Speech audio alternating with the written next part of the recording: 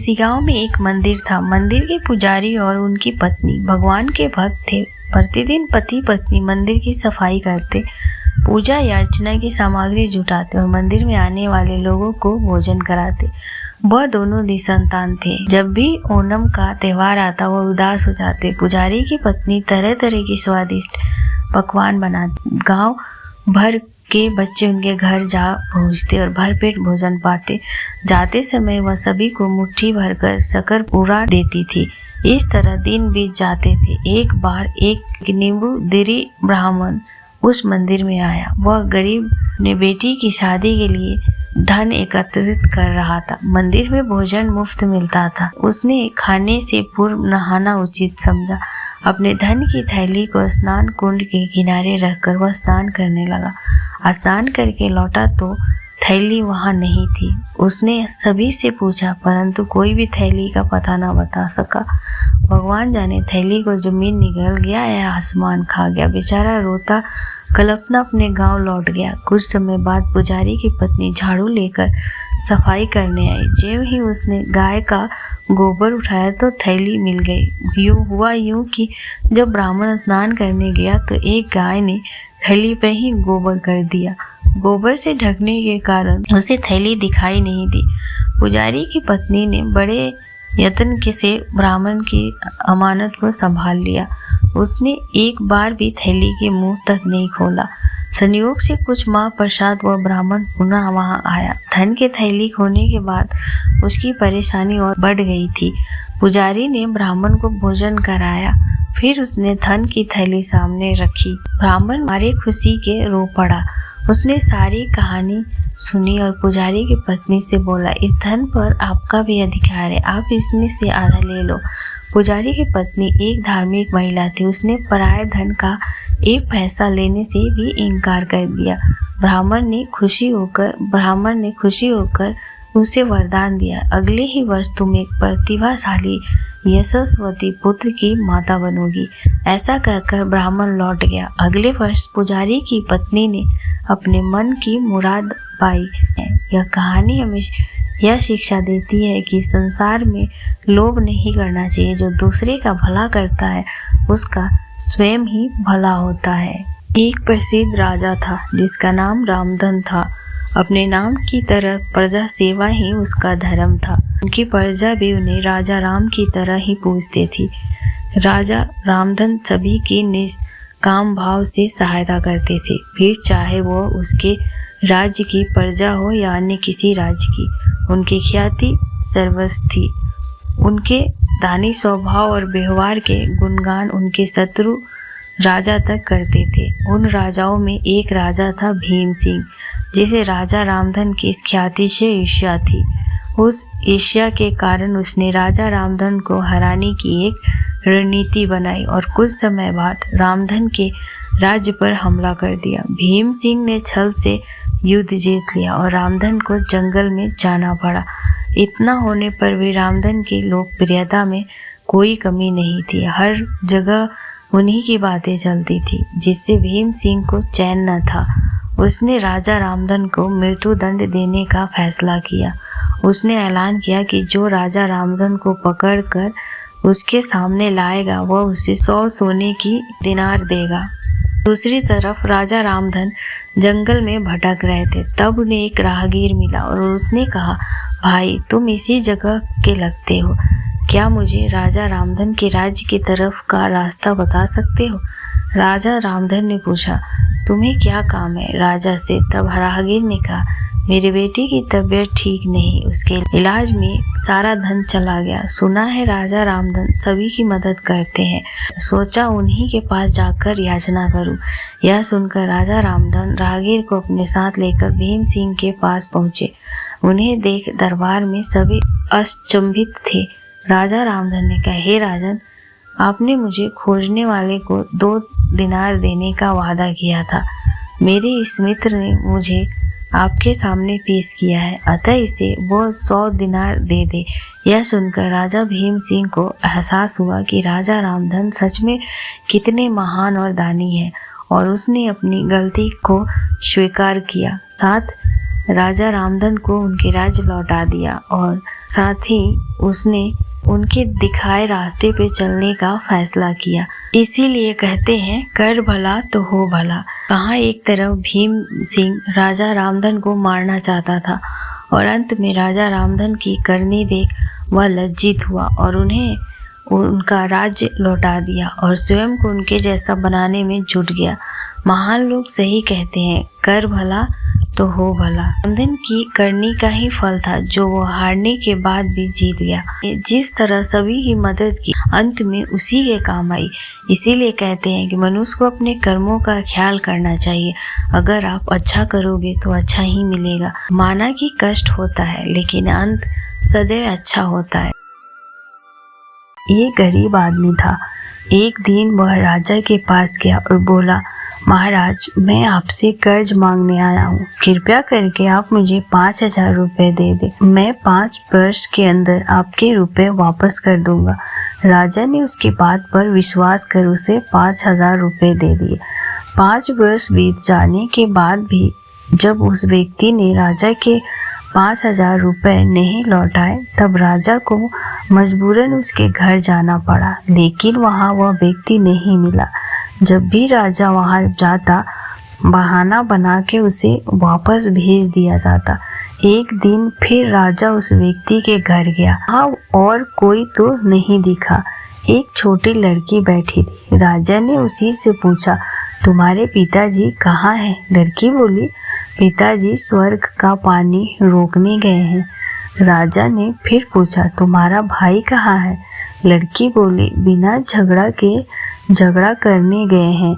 राजा की समझ में एक भी बात नहीं आ रही थी, इसीलिए वह फिर पूछता है, तुम्हारी माँ कहाँ है? लड़की बोली, माँ 1 से 2 करने गई है। राजा उसके जुलूल जवाब से खींच गया। वह गुस्से में पूछता है, और तुम यहाँ बैठी क्या कर रही हो? लड़की हंसकर बोली, मैं घर बैठी संसार देख रही हूँ। राजा समझ गया कि लड़की उसकी किसी भी बात का सीधा जवाब नहीं देगी, इसीलिए उसे अब इससे इन बातों का मतलब जानने के लिए प्यार से बतियाना पड़ेगा। राजा ने चेहरे पर प्यार से मुस्कान लाकर पूछा, बेटी, तुमने जो अभी अभी मेरे सवालों के जवाब दिए उनका मतलब क्या है? मैं तुम्हारी एक भी बात का मतलब नहीं समझ सका।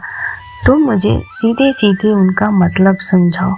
लड़की ने भी मुस्कुरा कर पूछा, अगर मैं सभी बातों का मतलब समझा दूं तो आप मुझे क्या देंगे? राजा के मन में सारी बातों को जानने की इच्छा थी। वह बोला, जो मांगोगी वही दूंगा। तब लड़की बोली, आप मेरे पिताजी का सारा कर्ज माफ कर देंगे तो मैं आपको सारी बातों का अर्थ बता दूंगी। राजा ने कहा, ठीक है, मैं तुम्हारे पिताजी का सारा कर्ज माफ कर दूंगा। अब तो सारी बातों का अर्थ समझा दो। लड़की बोली, महाराज, आज मैं आपको सारी बातों का अर्थ नहीं समझा सकती। कृपया करके आप कल आए, कल मैं जरूर बता दूंगी। राजा अगले दिन फिर उस लड़की के घर गया। आज वहाँ सभी लोग मौजूद थे। वह आदमी, उसकी बेटी, उसकी पत्नी, बेटा और उसकी बेटी भी। राजा को देखते ही लड़की पूछी, महाराज, आपको अपना वचन याद है ना? राजा बोला, हाँ, मुझे याद है। तुम अगर सारी बातों का अर्थ बता दो तो मैं तुम्हारे पिताजी का सारा कर्ज माफ कर दूंगा। लड़की बोली, सबसे पहले मैंने ये कहा ताकि पिताजी स्वर्ग का पानी रोकने गए। इसका मतलब था वर्षा हो रही थी और हमारे घर की छत से पानी टपक रहा था। पिताजी पानी रोकने के लिए छाजा बना रहे थे। यानी वर्षा का पानी आसमान से ही गिरता है और हम लोग तो यही मानते हैं कि आसमान में ही स्वर्ग है। बस पहली बात का अर्थ यही है। दूसरी बात मैंने कही थी कि भाई बिना झगड़ा के झगड़ा करने गए। इसका मतलब था कि वह रेंगनी के कांटे को काटने गए थे। अगर कोई भी रेंगनी के कांटों को काटेगा तो उसके शरीर में जहाँ तहाँ कांटा गड़ ही जाएगा। यानी झगड़ा नहीं करने पर भी झगड़ा होगा और शरीर पर खरोंच आएगी। राजा उसकी बातों से सहमत हो गया। वह मन ही मन उसकी चतुराई की प्रशंसा करने लगा। उसने उत्सुकता के साथ पूछा, और तीसरी चौथी बात का मतलब बताओ। लड़की बोली, महाराज, तीसरी बात मैंने कही थी कि माँ 1 से 2 करने गई है। इसका मतलब था कि माँ अरहर दाल को पीसने यानी उसे 1 का 2 करने गई है। अगर साबुत दाल को पीसा जाए तो वो 1 दाना का 2 भाग हो जाता है, यानी यही था 1 का 2 करना।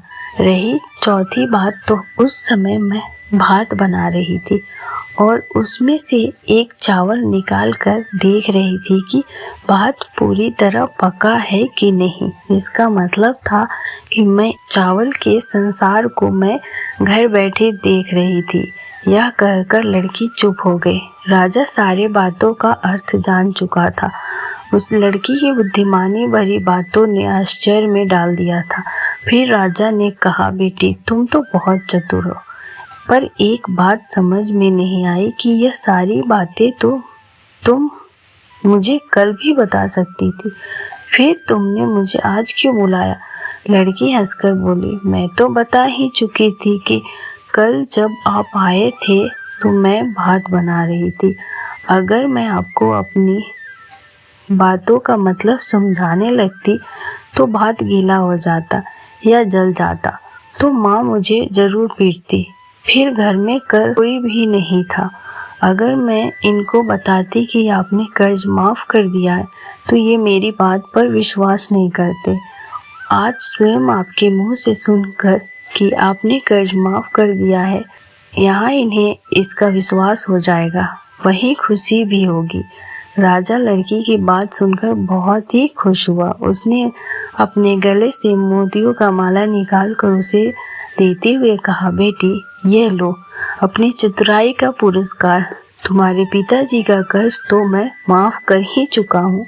अब तुम्हें या तुम्हारे घर वालों को मुझसे बहाना नहीं बनाना पड़ेगा। अब तुम लोग निश्चित होकर रहो।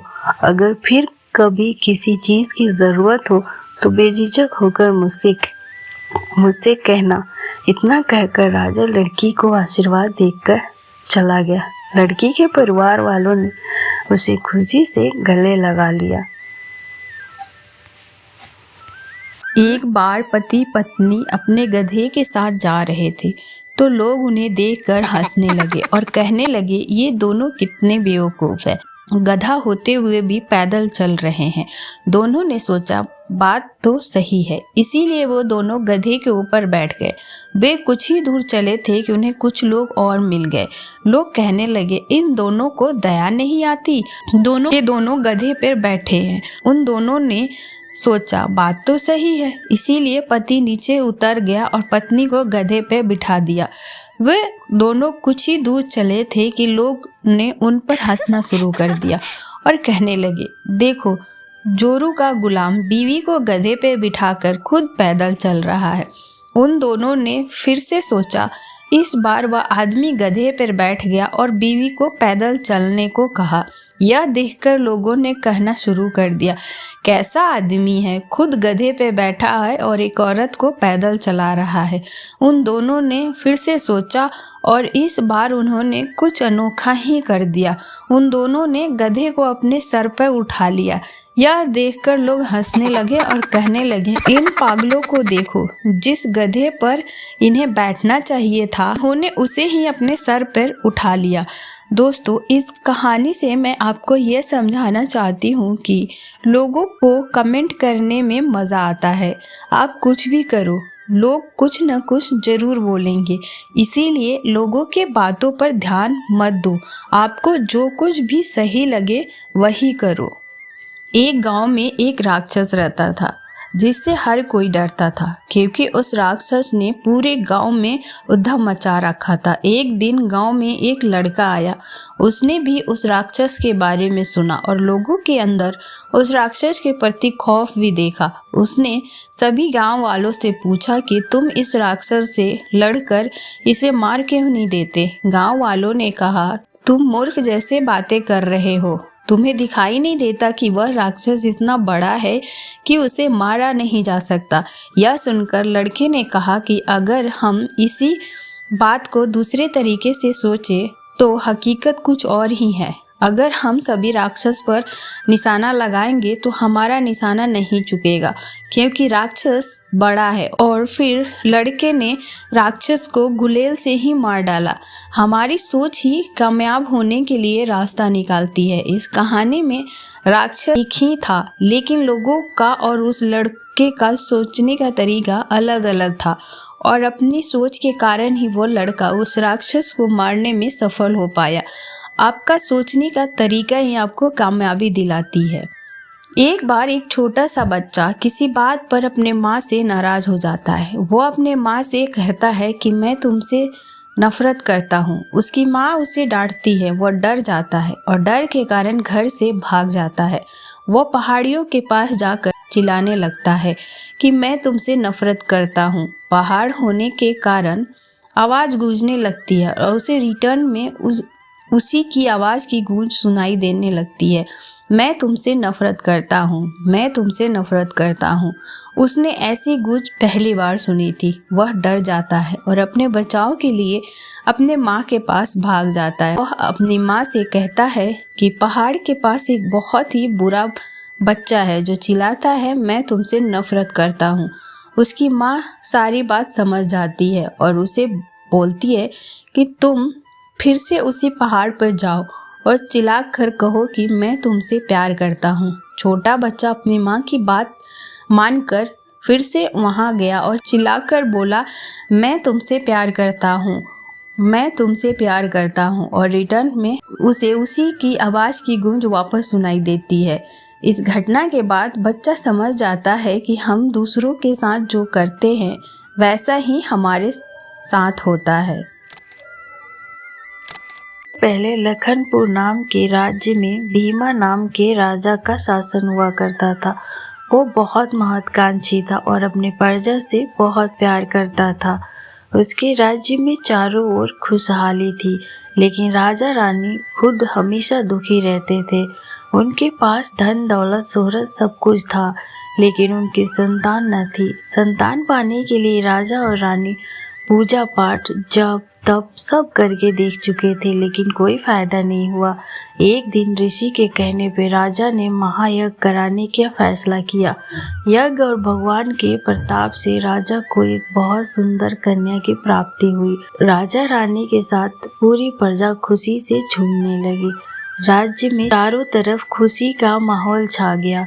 राजा ने सारे नगरवासियों को पिता बनने की खुशी में भोज का आमंत्रित किया। धीरे धीरे समय बीतने लगा। राजकुमारी बड़ी होने लगी। वह काफी सुंदर और गुणवान थी। राजा रानी उसे देखकर ही खुश रहने लगे। एक दिन उनकी खुशी को मानो जैसे नजर लग गई। राजकुमारी बीमार पड़ गई। बड़े बड़े वैद्य नीम हकीम सब इलाज में जुटे, लेकिन कोई फायदा नहीं हुआ। दिन प्रतिदिन राजकुमारी की हालत बिगड़ती जा रही थी। राजकुमारी के ऊपर कोई दवा असर नहीं कर रही थी। राजा को लगने लगा कि एक बार वो फिर से निसंतान हो जाएंगे। एक दिन दूर देश से एक वैद्य राजा के महल में पहुंचा। देखने में वो अजीब सा था और उसने ठीक तरह से कपड़े भी नहीं पहने हुए थे, जिस वजह से सैनिक उसे राजमहल में प्रवेश करने से रोक दिया। वैद्य ने राजा से एक बार मिलने की गुजारिश करते हुए कहा कि मैं राजकुमारी को ठीक कर सकता हूँ, लेकिन किसी ने उसकी बात पर यकीन नहीं किया। सैनिक उस वैद्य को राजा के पास लेकर गए। वैद्य ने सबसे पहले राजा को अपना परिचय दिया और कहा, मैं आपकी बेटी को ठीक कर सकता हूँ। राजा उसकी बात सुनकर खुश हुआ, लेकिन उसका रहन सहन देखकर राजा ने उस पर भी यकीन नहीं किया। इधर राजकुमारी की तबीयत दिन प्रतिदिन खराब होती जा रही थी, लेकिन राजा किसी वैद्य पर यकीन नहीं कर पा रहे थे। लेकिन उस वैद्य का आत्मविश्वास देखकर राजा ने उसे एक मौका देने का फैसला किया। राजा ने वैद्य को बोला कि अगर राजकुमारी ठीक नहीं हुई तो अंजाम भुगतने के लिए तैयार रहना। इस पर वैद्य ने बोला, ठीक है, लेकिन अगर राजकुमारी ठीक हो गई तो मुझे क्या मिलेगा? राजा ने कहा, जो मांगोगे मिलेगा। वैद्य राजी हो गया। राजा खुद उस वैद्य को लेकर राजकुमारी के पास गया। राजकुमारी बिस्तर पे बेजान सी लेटी हुई थी। ऐसा लग रहा था जैसे किसी ने उसका सारा नूर निकाल लिया हो। चेहरा दर्द से डूबा पीला पड़ गया था। वैद्य राजकुमारी के करीब पहुंचा और नब्ज टटोलने लगा। फिर उसने थैले से जड़ी बूटियों से तैयार दवा की पुड़िया निकाली और राजकुमारी के मुंह में डाल दी। वैद्य ने राजा और रानी से बोला कि आपकी बेटी जल्द ही ठीक हो जाएगी।